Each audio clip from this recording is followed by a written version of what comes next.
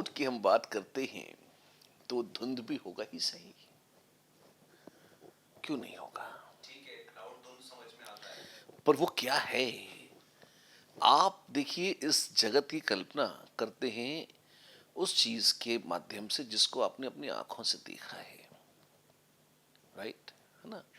हम आंखों से देखे बगैर, हमारे या कानों से सुने बगैर, मतलब जिसको आपने अपने, जिसको पंचेंद्रियां या फाइव सेंसेस कहते हैं, उनके थ्रू जिस चीज को परसीव किया है, हम कहते हैं कि अगर कोई चीज स्फेरिकल है इसलिए क्योंकि हमने कभी स्फीयर देखा है, कोई चीज कोनिकल है क्योंकि हमने कोन को देखा है और हमने कहा है कि इस ऑब्जेक्ट का नाम कोन है, राइट?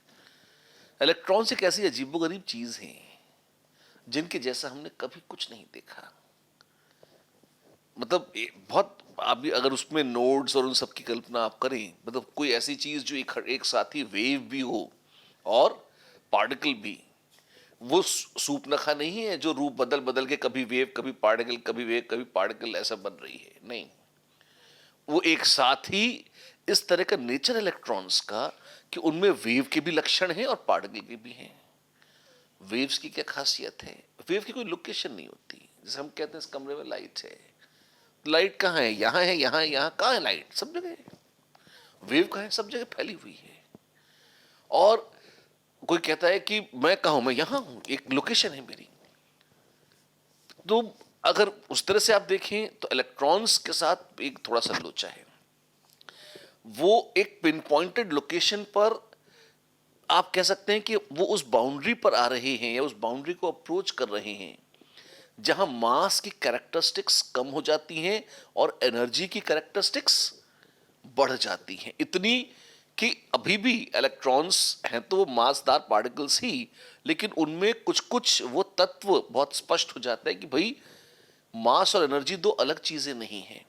एनर्जी अगर किसी ट्रिक से लॉक हो गई स्पेस में अटक गई तो वो मास बन गई। खूब सारी एनर्जी एक बहुत जरा सी स्पेस में लॉक हो गई तो वो मास बन गई। मैंने एक बार ऐसे बहुत अजीबोगरीब कुछ ताले देखे थे।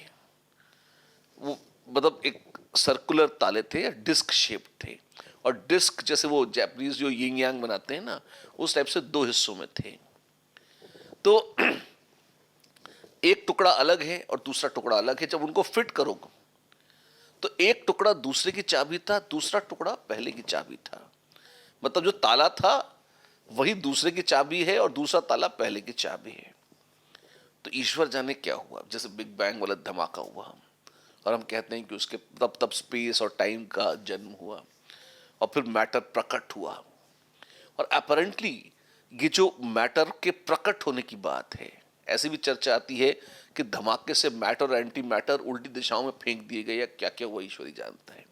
पर कुछ ऐसा हुआ कि एनर्जी जो है वो छोटे छोटे स्पेसेस में, एनर्जी की एक प्रॉपर्टी होती है कि वो स्पेस में फैलती है, लेकिन अगर स्पेस की बहुत माइनस्क्यूल डिमेंशन में वो एनर्जी लॉक हो गई। अच्छा, एक बड़ी मजेदार प्रॉपर्टी बताता हूं आपको। गामा रे का जो फोटॉन है, अगर आप देखें तो अगर सही कंडीशंस हो तो बहुत सारी एनर्जी, गामा रे में तो बहुत एनर्जी होती है। वो फोटॉन टूट सकता है एक इलेक्ट्रॉन और एक पॉजिट्रॉन में। वो, और ये इलेक्ट्रॉन और पॉजिट्रॉन हमारी इस दुनिया में कितनी भी दूर चले जाएं स्पेस में, ये एक बहुत विचित्र सी बात है कि वो जुड़े रहते हैं। अगर आप एक के ऊपर फोर्स लगाते हैं तो दूसरा भी इसे महसूस करता है। ये कुछ कुछ जैसे वो टपोरी पिक्चर है आपने देखी होंगी, जुड़वा टाइप, है ना? तो उस टाइप का असर होता है कि पार्टिकल और एंटी पार्टिकल, मतलब दिस साउंड्स वेरी ऑड, वो जुड़े हुए कैसे रह सकते हैं? अब ये फिर लोग उसको क्वांटम फिनोमिना और टनलिंग और वो दूसरी चीजें कह के, एंटेंगलमेंट और ऐसे मजेदार शब्दों में उलझाकर उसका कुछ लंबा चौड़ा एक्सप्लेनेशन दे देते हैं। पर अगर आप देखें तो ये है बड़ा विचित्र कि एक पार्टिकल यहां है, दूसरा पार्टिकल मान लीजिए मंगल ग्रह पर है, आप एक पर फोर्स लगा रहे हैं, दूसरा बहुत दूर है ना, वहां तक तो आपका वो एक छोटा सा चिल्लर मैग्नेट पहुंच ही नहीं रहा है, पर उसको वो महसूस कर रहा है। तो उस पार्टिकल के लिए स्पेस का कॉन्सेप्ट वो नहीं है जो आपके लिए है, उसके लिए स्पेस का कॉन्सेप्ट कुछ अजीब ही है। तो दो अलग अलग कॉन्सेप्ट हैं स्पेस के जो शायद हमारी अपनी रियलिटी में ही ऑपरेट कर रहे हैं। और ऐसे दो ही क्यों, ऐसे अनंत कॉन्सेप्ट्स हो सकते हैं स्पेस के। तो अलग अलग पार्टिकल्स, अलग अलग जीव हो सकता है इसी स्पेस को अलग अलग तरीके से परसीव करते हो। हमारे लिए बहुत लंबी दूरी हो सकती है धरती से मंगल ग्रह की, पर जिस दुनिया से वो आए हैं पार्टिकल्स, पार्टिकल और एंटी पार्टिकल, शायद उनकी दुनिया हमेशा साथ साथ ही चलती हो, वो कभी अलग होते ही ना हो। ये एक बहुत दिमाग उलझाने वाली सी बात लगती है। वो कैसे होता है मैं तो नहीं जानता, है ना, लेकिन कुछ ये तो साइंटिफिक फैक्ट है कि होता ही अवश्य है। तो ऐसे ही अगर आप इलेक्ट्रॉन्स को देखें, वो ऐसे पार्टिकल्स हैं जिनको मैं ये नहीं कह सकता कि वो इस माउस की तरह एक जगह हैं। वो एक जोन, वो इतने वेव जैसे भी नहीं है कि वो सब तरफ फैल गए लाइट की तरह, पर वो इतने पार्टिकल जैसे भी नहीं है कि एक जगह पिन पॉइंटेड हैं।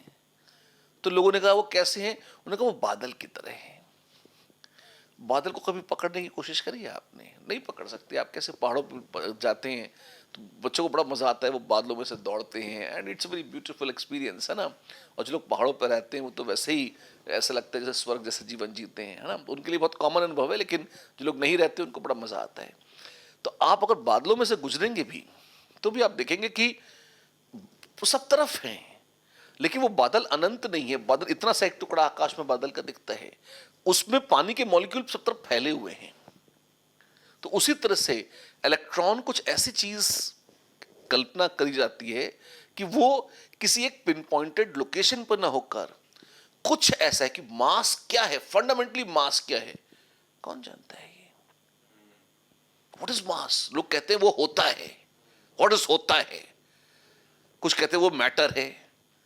मास की परिभाषा क्या है?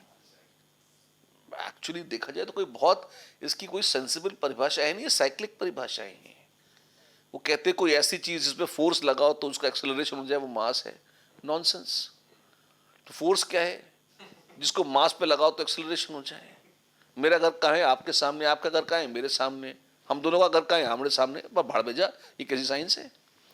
तो एक्चुअली जब हम साइंस की बात करते हैं तो हम कुछ चीजों को मान लेते हैं कि वो हैं। मास है, वो क्या है जो हमें दिखता है, हम कहते हैं यही मास है, बस। अगर आप उसको पिन पॉइंटेड डिफाइन करने जाओगे बहुत बैंड बच जाएगी। उसकी कोई बहुत सेंसिबल मास को हम इंट्यूटिवली ग्रास्प कर लेते हैं। मैटर क्या है? जो दिख रहा है वो मैटर है। व्हाट इज दिख रहा है? ये कैसी डेफिनेशन है यही चलती है। चलती का नाम गाड़ी, नहीं माने का वर्ड, इस बेसिस पे चल जाती है ना।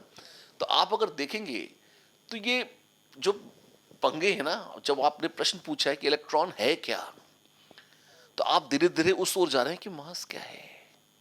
मास क्या है? कौन जानता है मास क्या है? क्यों?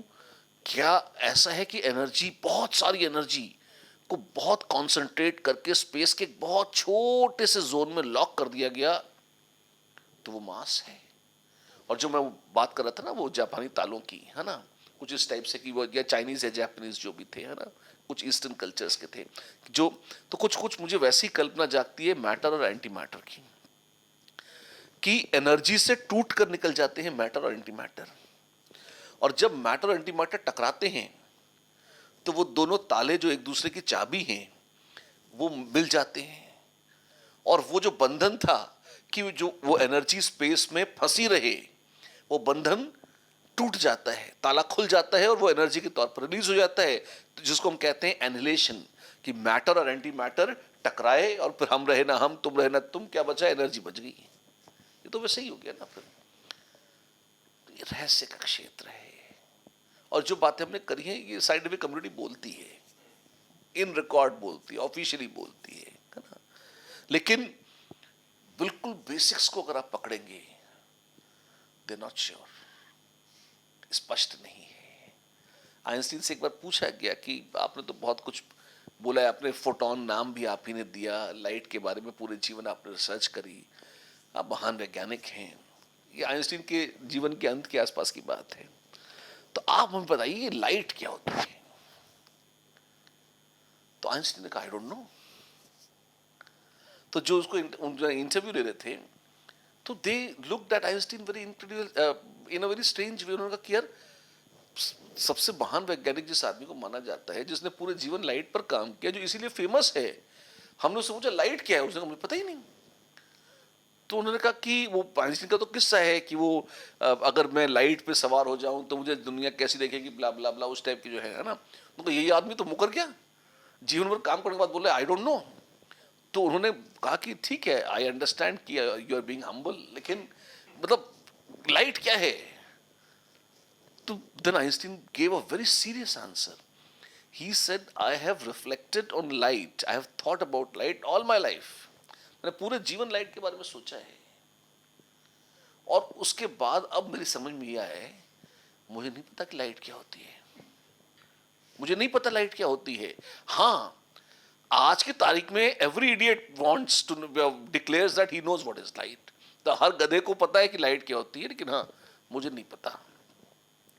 तो सच तो ये है कि प्रकृति बिल्कुल, अगर आप उसके सबसे सरल तत्वों को देखें, सिंपलेस्ट फॉर्म्स को भी देखें, सबसे गहरे रहस्य यही हैं। ये क्या है?